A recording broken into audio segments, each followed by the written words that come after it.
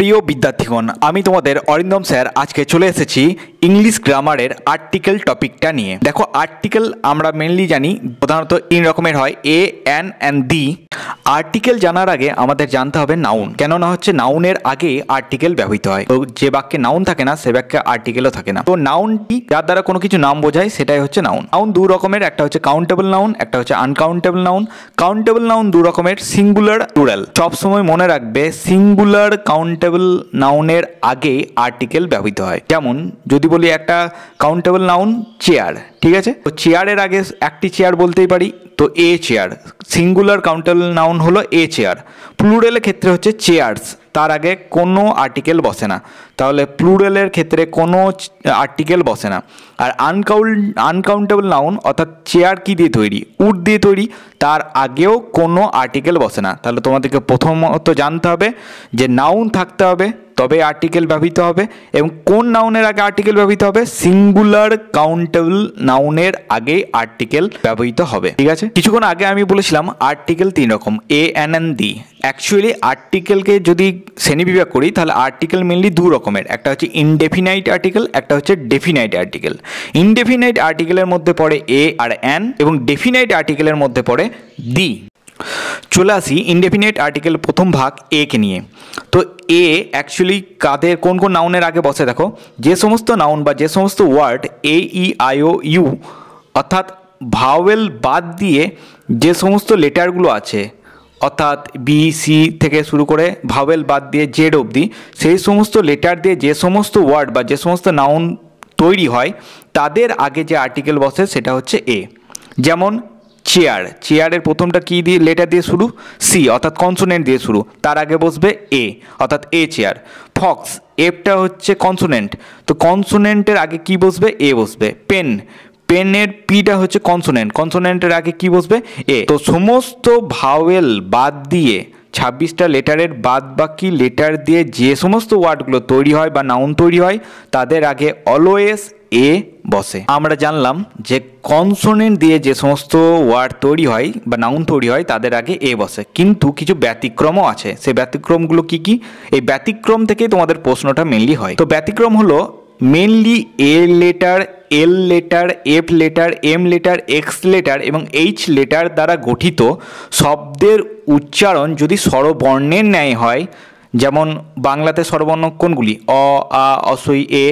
তো এই স্বরবর্ণের ন্যায় হলে সেক্ষেত্রে সেই সমস্ত ওয়ার্ডের আগে এর পরিবর্তে অ্যান বসবে। যেমন ধরো আওয়ার, আমরা আওয়ার উচ্চারণ করার আগে আ আসছে, আটা হচ্ছে একটা স্বরবর্ণ, তাই এইচটা কনসোনেন্ট হলেও তার আগে অ্যান বসবে অর্থাৎ অ্যান আওয়ার। অনেস্ট, আমরা অনেস্ট উচ্চারণ করার সময় অনেস্ট বলছি, অ হচ্ছে স্বরবর্ণ, তো স্বরবর্ণের ন্যায় উচ্চারণ হলে এইচ কনসোনেন্ট হলেও তার আগে অ্যান বসবে।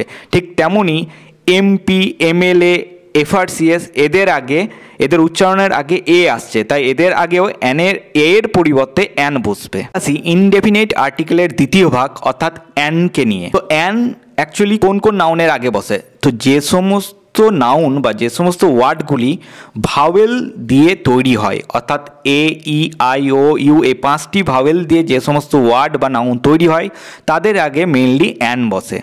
যেমন আপেল, আপেল অর্থাৎ এ দিয়ে শুরু হচ্ছে ওয়ার্ডটি বা নাউনটি, তার আগে অ্যান বসবে। এলিফ্যান্ট, ই হচ্ছে ভাওয়েল, তার আগে অ্যান বসবে।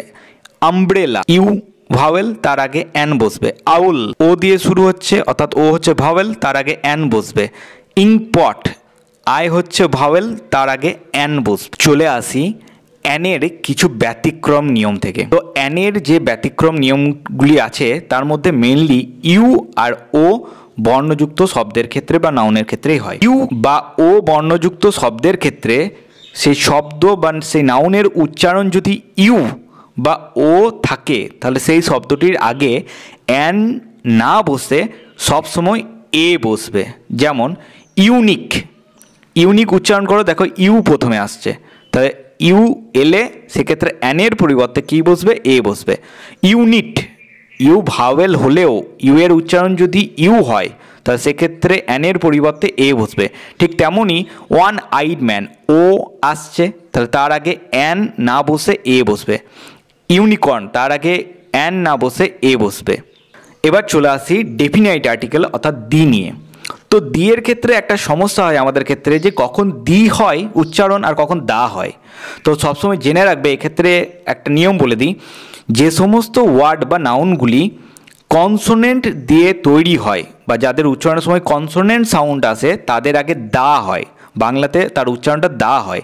যেমন পেন, পিটা হচ্ছে কনসোনেন্ট, তাই পেনের উচ্চারণের আগে দা পেন হবে। ঠিক তেমনভাবেই যদি শব্দটি ভাওয়েল সাউন্ড আসে বা ভাওয়েল দিয়ে তৈরি হয়, যেমন আউল, ওটা ভাওয়েল, তার উচ্চারণ দি হবে। ভাওয়েল থাকলে দি আর কনসোনেন্ট থাকলে দা উচ্চারণ হয়। এবার চলে আসি দা কোথায় কোথায় বা দি কোথায় কোথায় বসে। তো নির্দিষ্ট ব্যক্তি বা বস্তুর ক্ষেত্রে অলওয়েজ আর্টিকেল হিসেবে দি বসে। তো দেয়ার ইজ এ পেন, ঠিক আছে, দি পেন ইজ নাইস। যখন আমি নির্দিষ্টভাবে সেই কোনো পেনকে বা কোনো ব্যক্তিকে বা কোনো বস্তুকে বলবো তখন তার আগে দি আর্টিকেল ব্যবহৃত হয়, এ অ্যান বসবে না, দি বসবে।